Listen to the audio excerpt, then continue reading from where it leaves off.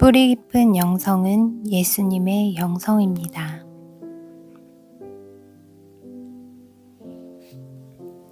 뿌리 깊은 영성은 예수님의 영성입니다. 뿌리 깊은 영성은 자신을 감추는 영성입니다. 뿌리는 감추어져 있습니다. 뿌리는 땅 아래 자신을 감춥니다. 자신을 드러내기 좋아하는 세상에서 자신을 감추는 영성은 아름다운 영성입니다.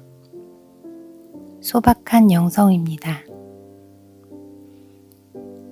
뿌리는 자신을 감추면서 나무를 드러내고 꽃을 드러내고 풍성한 열매를 드러냅니다. 뿌리 깊은 영성은 보이지 않는 곳을 가꾸는 영성입니다. 뿌리는 보이지 않는 곳에 있습니다. 보이지 않는 내면을 가꾸는 영성이 뿌리 깊은 영성입니다. 하나님은 외모를 보시지 않고 중심을 보십니다. 하나님은 우리의 마음을 감찰하십니다. 내면을 가꾸는 영성은 마음을 가꾸는 영성입니다. 생명의 근원이 담긴 마음의 정원을 가꾸는 사람은 지혜로운 사람입니다. 뿌리 깊은 영성은 자신을 낮추는 영성입니다. 뿌리는 낮은 데 있습니다. 그래서 뿌리 깊은 영성은 겸손의 영성입니다. 하나님은 교만한 자를 싫어하십니다. 겸손한 자를 찾아 은혜를 베푸십니다. 뿌리 깊은 영성은 예수님께 뿌리 내린 영성입니다. 신앙의 문제는 위치의 문제입니다. 어디에 뿌리를 내리느냐에 따라 우리 인생은 달라집니다. 시냇가에 심긴 나무는 시절을 쫓아 결실을 맺습니다. 반면에 아무리 좋은 나무라 할지라도 척박한 땅에 심기우면 잘 자랄 수 없고 풍성한 열매를 맺을 수 없습니다. 예수님은 옥토가 되십니다. 예수님께 뿌리를 내릴 때 우리는 풍성한 열매를 맺을 수 있습니다. 뿌리 깊은 영성은 깊이 있는 영성입니다. 뿌리가 얕으면 나무는 쉽게 쓰러집니다. 반면에 뿌리 깊은 나무는 요동치 않습니다. 흔들림이 없습니다. 뿌리가 깊어지는 때는 가뭄의 때입니다. 고난의 때입니다. 비가 오지 않을 때 나무는 생수를 얻기 위해 뿌리를 깊이 내립니다. 뿌리의 깊이는 고난의 깊이입니다. 뿌리 깊은 영성은 고난 중에 깊어진 영성입니다. 깊은 곳은 고요합니다. 뿌리 깊은 영성은 고요함 중에 자랍니다. 뿌리 깊은 영성은 기본을 다지는 영성입니다. 뿌리 깊은 영성은 새로운 것을 추구하는 것보다 기본을 거듭 확립하는 것입니다. 복음은 곧 예수님이십니다. 어떤 것도 예수님을 초월할 수 없습니다. 예수님은 기본을 중요시 여기셨습니다. 기도와 말씀의 기본을 소중히 여기셨습니다.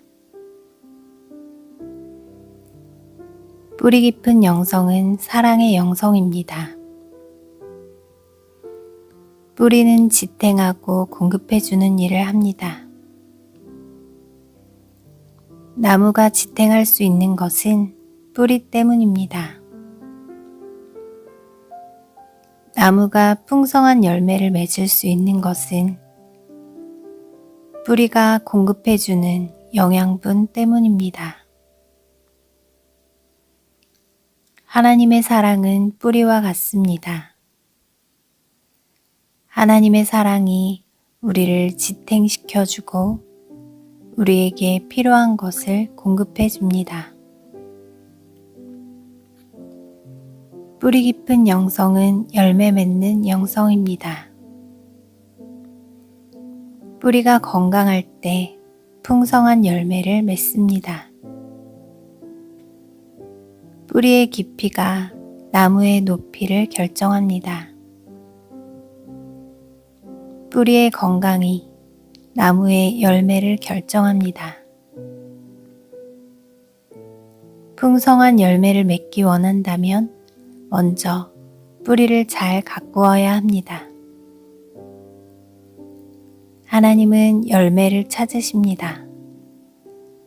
우리가 풍성한 열매를 맺을 때 하나님이 영광을 받으시고 우리는 예수님의 제자가 됩니다. 열매를 맺는 목적은 나누어 주기 위함입니다. 뿌리 깊은 영성은 나눔의 영성입니다. 뿌리 깊은 영성은 예배의 영성입니다.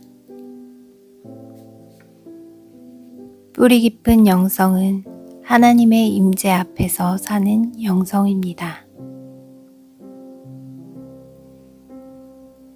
매 순간 하나님께 영광을 돌리는 영성입니다. 하나님의 얼굴을 구하는 영성입니다. 하나님을 갈망하는 영성입니다. 하나님이 주신 선물보다 하나님을 사랑하는 영성입니다. 하나님을 즐거워하는 영성입니다. 뿌리 깊은 영성에 대해 깨달으면 깨달을수록 여전히 초심자라는 사실을 고백하게 됩니다. 또한 기본에 더욱 충실해야 함을 깨닫습니다. 초심으로 돌아가야 함을 깨닫습니다.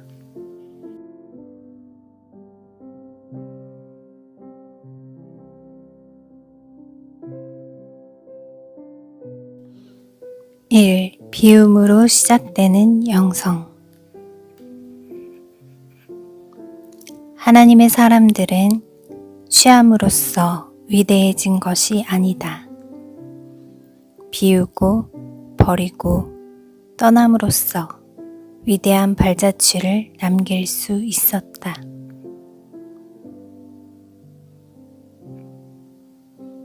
비움은 영성의 시작이다.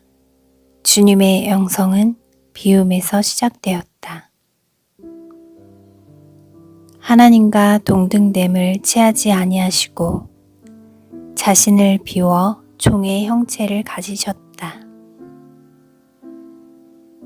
주님은 은혜와 진리로 충만하시기 전에 비우는 일을 먼저 하셨다. 채우기 전에 먼저 해야 할 일은 비우는 일이다. 무엇인가 가득 차 있는 그릇에는 아무것도 담을 수 없다. 하나님은 인간을 그릇에 비유하셨다. 영성도 그릇과 같은 것이다. 하나님이 주신 것들로 채우기 전에 해야 할 일은 비우는 일이다. 그 때문에 영성을 추구하는 사람들은 채우려고 하기 전에 비우는 일부터 해야 한다. 비움이 영성의 최우선 순위라면 비운다는 것은 무엇을 의미할까? 성경에 나오는 인물들은 이 비움을 떠남으로 이해했다. 아브라함은 갈대아 우르를 떠났다. 이것은 공간적 떠남 이상의 문제였다. 떠나지 않고는 새로운 세계 속에 들어갈 수 없다. 아브라함에게 있어서 떠나는 것은 자신의 삶의 터전, 자신이 의지하는 삶의 줄을 끊어버리는 것이었다. 심지어 아비 친척집을 떠나라는 것이 하나님의 명령이었다. 떠남은 아픔이며 고통이며 두려움이다.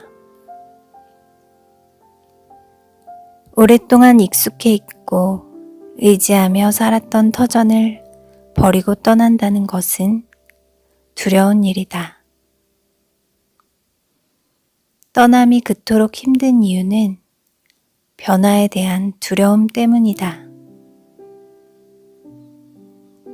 인간은 그토록 변화를 갈망하면서도 가장 변화를 싫어하는 존재이다. 그러나 아브라함은 떠남을 통해서 비움을 실천했던 사람이다. 아브라함의 생애에서 가장 큰 비움은 아들 이삭을 하나님께 제물로 드려야 했을 때였다. 하나님으로 가득 차 있던 아브라함. 어느 날부터인가 그의 가슴에 이삭이 스며들기 시작했다. 이삭은 하나님의 약속이었다. 하나님의 약속이 실현된 실체였다. 이삭은 그의 소망이었고 그의 관심이었고 그의 사랑이었다. 이삭이 태어난 이후로 하나님께 고정되었던 아브라함의 눈길이 이삭에게 고정되기 시작했다.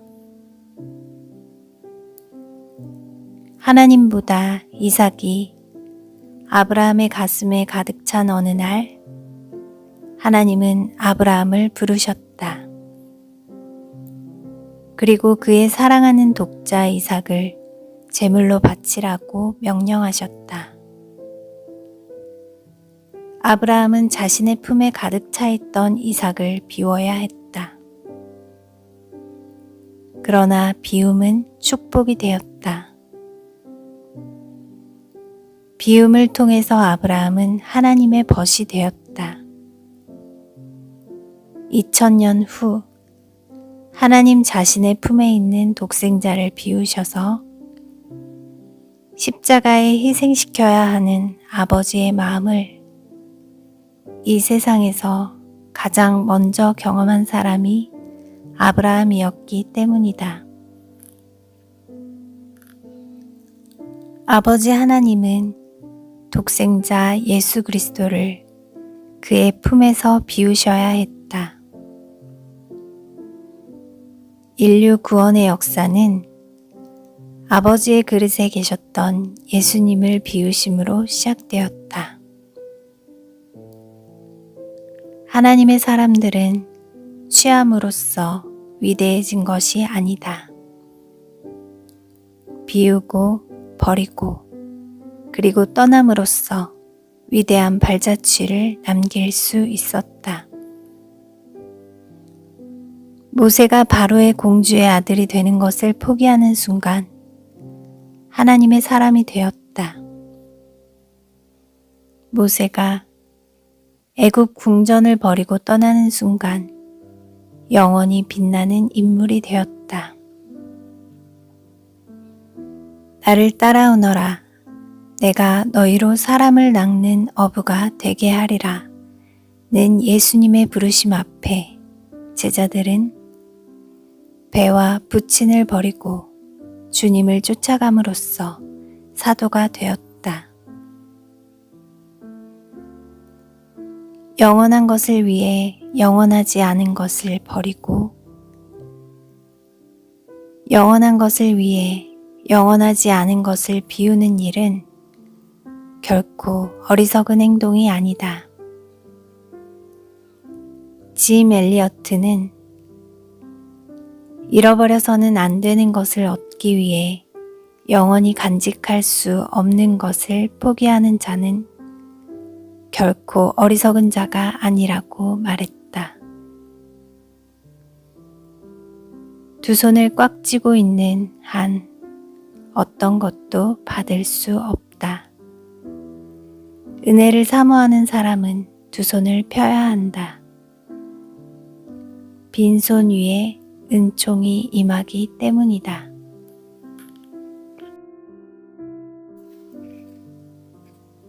이 충만하게 채우는 영성.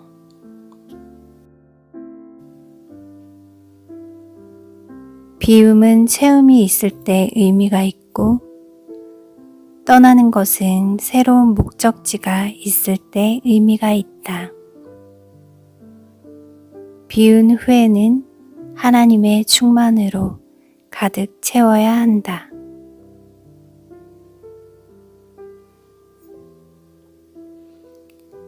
영성은 비우는 데서 시작하지만 거기서 끝나는 것이 아니다. 영성의 다음 단계는 채우는 것이다. 비움은 채움이 있을 때 의미가 있다. 버리는 것은 어둠이 있을 때 의미가 있다. 떠나는 것은 새로운 목적지가 있을 때 의미가 있다. 동양의 명상은 비우는 것을 강조한다. 텅 빈 것을 최고로 생각한다. 그래서 텅 빈 충만이란 말을 쓰기도 한다. 자기를 잊어버리는 무아지경을 깨달음의 깊은 경지로 생각하기도 한다. 그러나 예수님의 영성은 달랐다. 사도 요한은 예수님의 모습을 말씀이 육신이 되어 우리 가운데 거하심에 우리가 그 영광을 보니 아버지의 독생자의 영광이요 은혜와 진리가 충만하더라 라고 증거한다. 예수님 안에는 은혜와 진리가 충만했다. 그 충만한 데서 예수님은 사람들을 충만케 하셨다. 자신을 비우신 예수님을 충만케 하신 분은 하나님 아버지시다. 바울은 아버지께서는 모든 충만으로 예수 안에 거하게 하시고 라고 기록한다. 예수님의 모습 속에서 우리는 사람을 섬기는 사역이 무엇인지를 배우게 된다. 주님의 충만은 위에서 아래로 흘러내려온 것이다. 새로운 것을 창조하거나 만들어낸 것이 아니다. 주님은 위에 계신 아버지가 내려주시는 진리와 은혜를 받아서 그것을 제자들에게 흘려보내는 일을 하셨다. 제자들도 예수님과 똑같은 일을 했다. 예수님께 받은 것을 또 다른 사람에게 흘려보내는 일을 했다. 바로 제자 삼는 사역이다. 우리가 하는 일도 마찬가지다. 우리가 무엇인가를 연구하고 만들어서 사람들에게 주는 것이 사역이 아니다. 사역의 출발은 주는 것이 아니라 받는 것이다. 요한은 우리가 다 그의 충만한 데서 받으니 은혜 위에 은혜로라 라고 기록한다. 그 받은 것을 흘려보내는 것이 사역이다. 우리는 사역의 창조자가 아니라 전달자인 것이다. 하나님의 진리와 은혜의 통로인 것이다. 받기도 전에 주려는 사람이 많다. 채워지기도 전에 나누는 사람이 많다. 많은 사역자들의 문제는 채우기 전에 다 부갈시켜 버리고 만다는 것이다. 재생산되고 재충전될 여지도 없이 모조리 쏟아내고 만다. 소양강 댐을 건설했을 때 3년 동안은 물을 내려보내지 않고 채우기만 했다고 한다.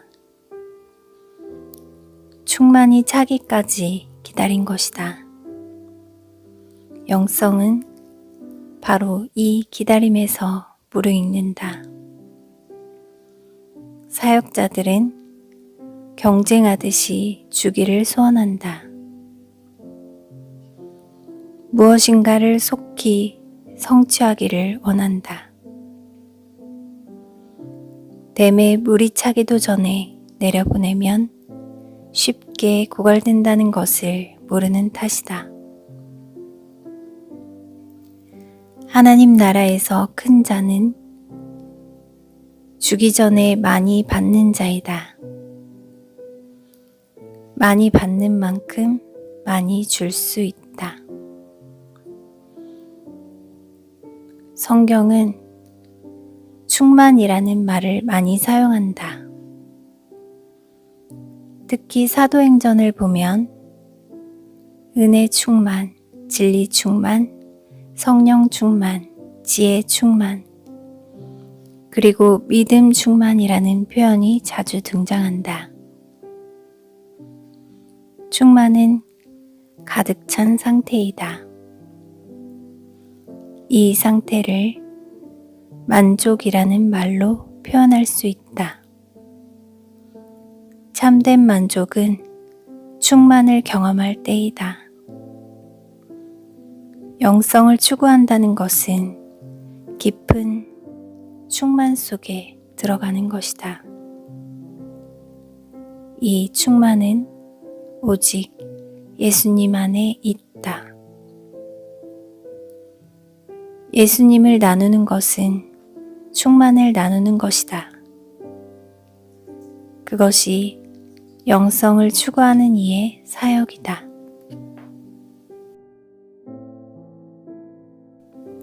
3.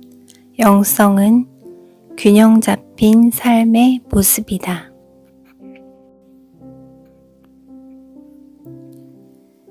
비움과 채움, 어느 하나만을 절대화해서는 안 된다. 비움은 채움을 위함이요, 채움은 나눔으로써 비우기 위함이다. 예수님의 삶은 균형에서 극치를 이룬다.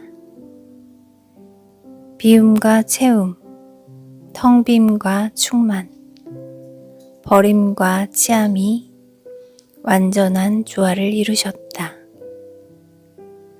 비하와 존대, 섬기심과 섬김받으심의 조화를 이루셨다. 버리는 것을 절대화해서도 안 되며 채우는 것을 절대화해서도 안 된다. 비움은 채움을 위함이요, 채움은 비움을 위함이다. 떠나는 것을 절대화해서도 안 된다. 그러면 방랑자가 된다. 머무는 것을 절대화해서도 안 된다. 그러면 안주자가 된다. 안주하면 썩기 쉽다. 흐르는 물만이 썩지 않는다. 무엇이든지 지나치면 문제가 된다. 활도 너무 휘면 부러지게 마련이다. 예수님은 홀로 있으셨고 또한 함께 있으셨다. 함께 있기 위해 홀로 계셨고 홀로 계시기 위해 함께 있으셨다. 가장 어려운 것은 균형을 이룬다는 것이다. 자신을 비우신 예수님은 아버지의 채우심 앞에 순종하셨다. 채우시는 아버지의 뜻 앞에 순종하셨다. 충만하게 채우시는 아버지의 뜻을 아셨기 때문이다. 채우기만 하고 나누지 않으면 썩는다. 예수님은 채우고 나누어 주셨다. 채움에 분명한 목표가 있으셨다. 그것은 나눔을 위한 것이었다. 예수님은 위에서 내려온 모든 것을 자기에게만 머물게 하는 사해가 아니셨다. 요단강 물을 받아서 아래로 흘려보내는 갈릴리 호수와 같으셨다. 받기만 하고 내보내지 않는 사해는 고기가 살 수 없다. 그러나 받아서 내려보내는 갈릴리 바다에는 많은 고기가 산다. 예수님의 가슴은 고기가 사는 갈릴리 바다와 같았다. 인생은 채움으로 오는 만족보다는 나눔으로 오는 기쁨이 더하다. 진정한 기쁨이란 결국 채운 것을 나눌 때 오는 것이다. 예수님의 모습은 항상 두 가지로 조화를 이룬다. 이사야 선지자는 장차 오실 예수님을 냇물과 큰 바위에 비유했다. 물은 위에서 아래로 흐른다. 물은 융통성이 있다. 싸우지 않는다. 그러나 뜻을 이룬다. 환경에 순종하듯 흐름을 타는 것이 물이다. 그러나 결국은 흘러 바다로 임한다. 예수님은 물처럼 사셨다. 누구와 경쟁하지 않으셨다. 싸우지 않으셨다. 채찍질 당하시고 침뱉음을 당하셨다. 말할 수 없는 수모를 당하셨지만 그냥 흘러가셨다. 그렇지만 결국 십자가의 구원 사역을 이루셨다.